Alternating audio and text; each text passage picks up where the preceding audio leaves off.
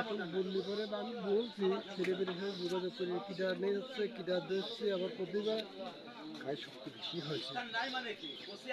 নেয় কিটা টাকাটা নেয় কিটা? তোমার বলছি তোমার এই মিডিয়ায় উঠিয়ে যাবে না তখন হবে যে আমার দোষ হবে না, তুমি তো এই ছাগল গরু আজকে জবই দাও না।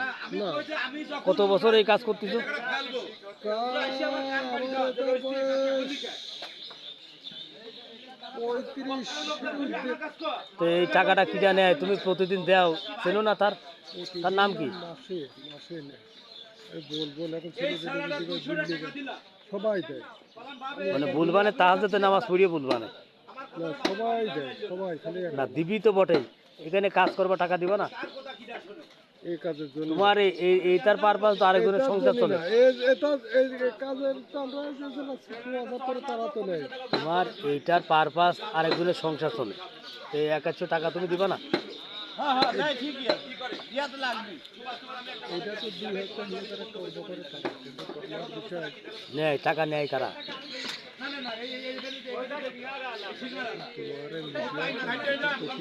পরিবারে তুমি একটা আমি একটা ইয়েতে দিয়ে দেবে না আমার কাছে যে টাকা নেয় সে কি 4-500 বছর বাঁচবেন নাকি?